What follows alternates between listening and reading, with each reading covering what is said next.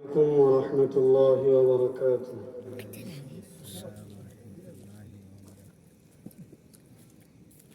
আপনারা কি সালামের উত্তর দিতে নারাজ নাকি? সালাম দিলাম কিন্তু উত্তর পাই নাই,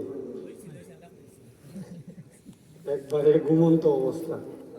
আবারও সালাম দিই, একটু আওয়াজ চাই আপনাদের। আসসালামু আলাইকুম ওয়া রাহমাতুল্লাহি ওয়া বারাকাতুহু। ওয়া আলাইকুম আসসালাম ওয়া রাহমাতুল্লাহি ওয়া বারাকাতুহু। ইন্নাল হামদুলিল্লাহ الحمد لله وكفى وسلام على عباده الذين اصطفى.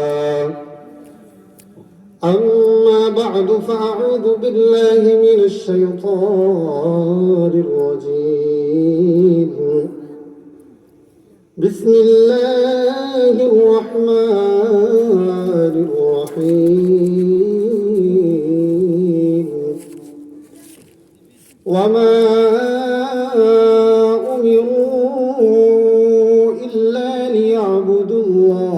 مخلصين له الدين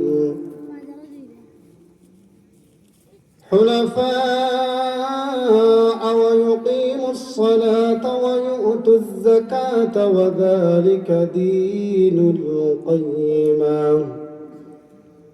وقال الصادق المصدوق الأمين صلى الله عليه وسلم: إنما الأعمال بالنيات وإنما لامرئ ما نوى. فمن كانت هجرته إلى الله ورسوله فهجرته إلى الله ورسوله، ومن كانت هجرته إلى دنيا يصيبها أو امرأة يتزوجها فهجرته إلى ما هاجر إليه، أو كما قال عليه الصلاة والسلام: صدق الله مولانا العظيم وصدق رسوله النبي الكريم، ونحن على ذلك لمن الشاهدين والشاكرين، والحمد لله رب العالمين. صلى الله على سيدنا ومولانا محمد وعلى آله وأصحابه وسلم. صلى الله على سيدنا ومولانا محمد وعلى آله وأصحابه وسلم. بلغ العلا بكماله كشف الدجى بجماله، حسنت جميع خصاله. صلوا عليه وآله.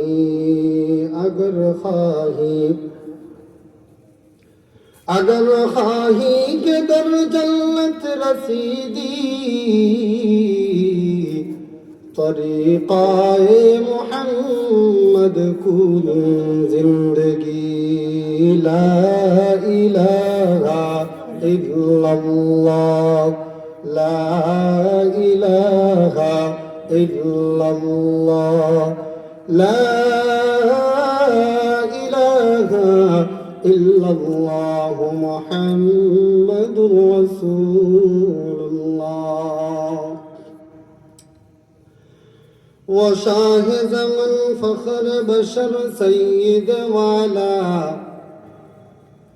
वो शाह ज़मन फ़ख्र बशर सय्यद वाला। बेहतर है नबियों में व इल्म व कमाला। बेहतर है नबियों में व इल्म व कमाला, तबलीग रिसालत में अजीमत में अमल में, तबलीग रिसालत में अजीमत में अमल में, है कौन रसूलों में नज़ीरों व मिसाला, है कौन रसूलों में नज़ीरों व मिसाला। मैं दूर हूँ मजबूर हूँ सैयद आलम, मैं दूर हूँ मजबूर हूँ सैयद आलम, दीदार दिखाते नहीं आवाज सुना दो, दीदार दिखाते नहीं आवाज सुना दो।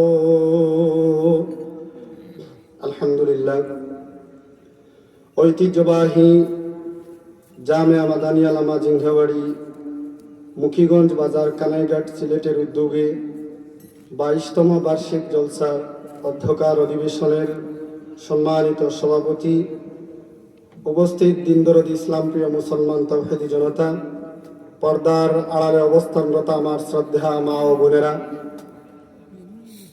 এই জামিয়া যিনি তৈরি করে গিয়েছেন শাইখুল হাদিস আল্লামা শাইখ নজির আহমদ জিঙ্গাবাড়ি রাহিমাহুল্লাহ, আজকে এই ময়দানে আলহামদুলিল্লাহ অনেক বড় বড় উলামায়ে কেরাম, অনেক বড় বড় ব্যক্তিত্ব আলিমওয়ালা বিদ্বানগণ আলোচনা করেছেন। ওনাদের সামনে আমি খুবই নগণ্য। আমার পূর্বে আমার অত্যন্ত স্নেহের প্রিয় ভাই হযরত মাওলানা মুফতি আনোয়ার হোসেন মাহমুদি এবং হযরত মাওলানা মুফতি শরীফ আহমদ মোহাম্মদপুরি এবং হযরত মাওলানা মুফতি ফাহিম আহমদ, সকলেই আমার অত্যন্ত স্নেহভাজন প্রিয়ভাজন ভাই। আলহামদুলিল্লাহ ওনাদের জবান থেকে আপনারা অত্যন্ত মুবারক মুবারক কথা শুনেছেন, অনেক গুরুত্বপূর্ণ কথা শুনেছেন। ওনাদের কথার পরে আর কোনো কথা থাকে না।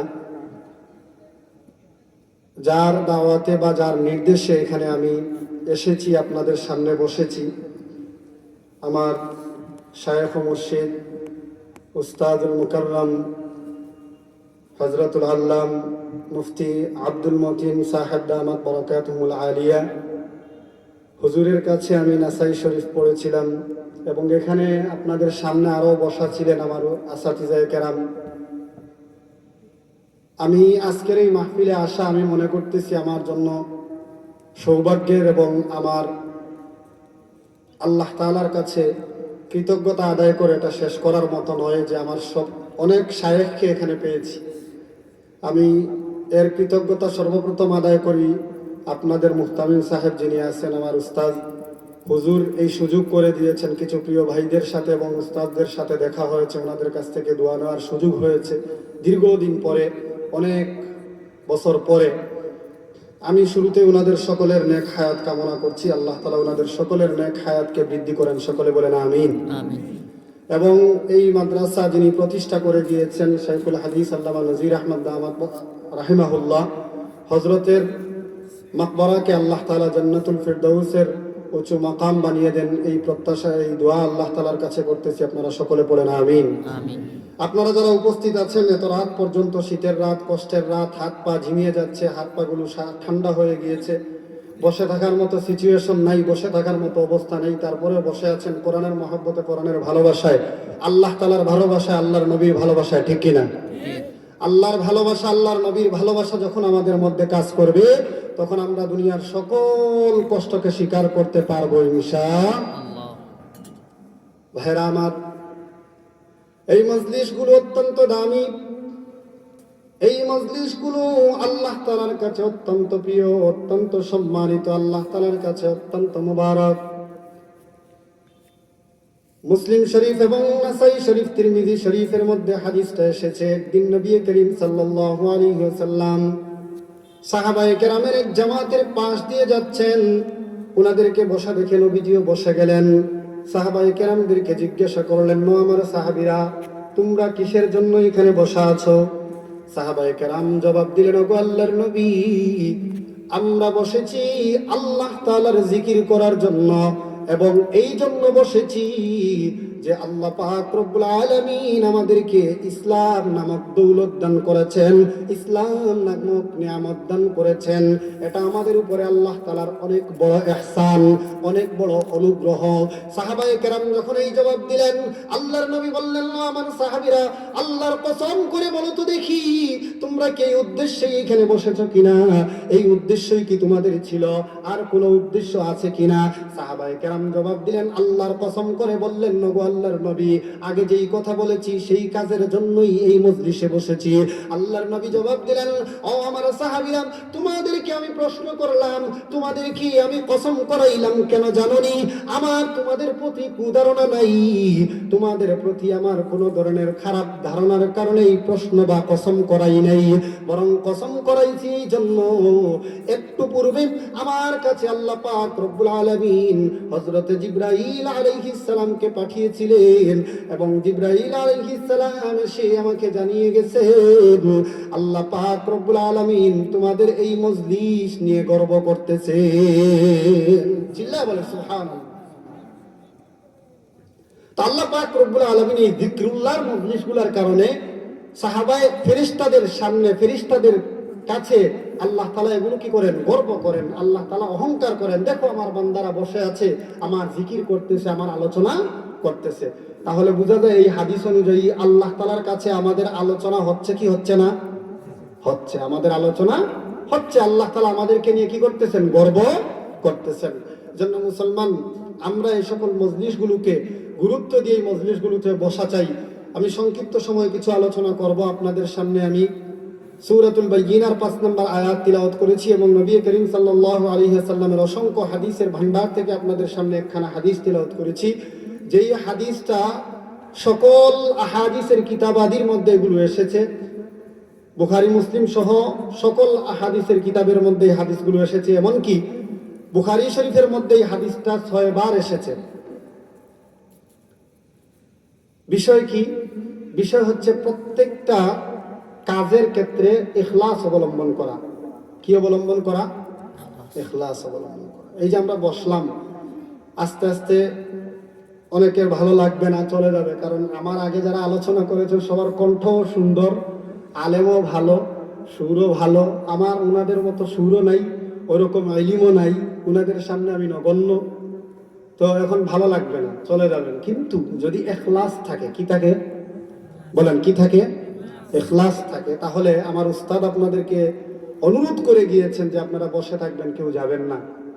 তো অবশ্যই কেউ আর ওঠার কথা ছিল না, কিন্তু মানুষ না এসে উঠতেছেন। যাই হোক, ইখলাস কি? এই আয়াত এবং হাদিসের বিষয়বস্তু হচ্ছে ইখলাস। ইখলাস কি? ইখলাস শব্দটা হচ্ছে আরবি শব্দ আখলাসা ইখলিসু মুখলিসান, যার আবিধানিক অর্থ হচ্ছে নির্ভেজাল করা, কোনো কিছুকে সংমিশ্রণ থেকে বাঁচায় রাখা, সংমিশ্রণ থেকে সেটাকে দূরে রাখা, কলুষ মুক্ত করা, এটাই হচ্ছে ইখলাস। পরিভাষায় ইখলাস কাকে বলে? পরিভাষায় ইখলাস বলা হয়, আল্লামা ইবনুল কাইয়িম রাহিমাহুল্লাহ তিনি বলেন, কোন কাজ স্বইচ্ছায় আল্লাহ তাআলার উদ্দেশ্যে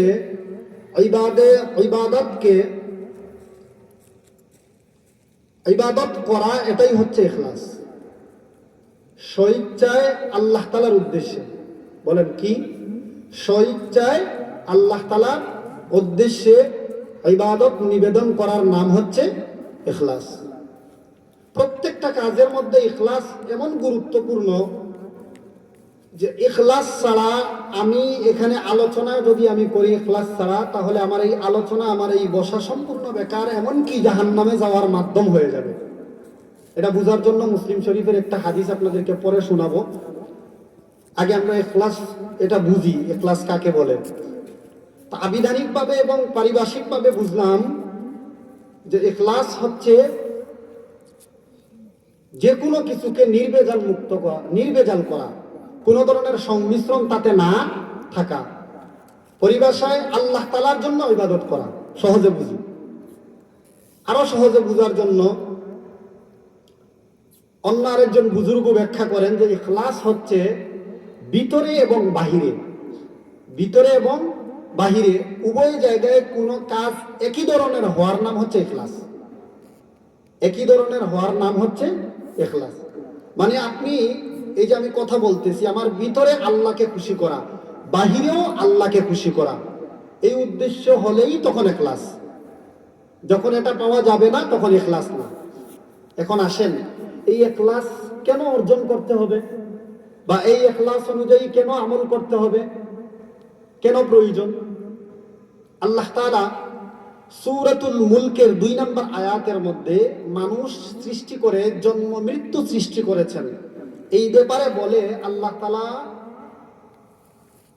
আমলের ব্যাপারে জানায় দেন। আল্লাহ বলেন, الذي خلق الموت والحياة ليبلوكم أيكم أحسن عملا। আল্লাহ পাক রব্বুল আলামিন বলেন, তিনি সেই সত্তা যিনি মৃত্যু এবং জীবন সৃষ্টি করেছেন।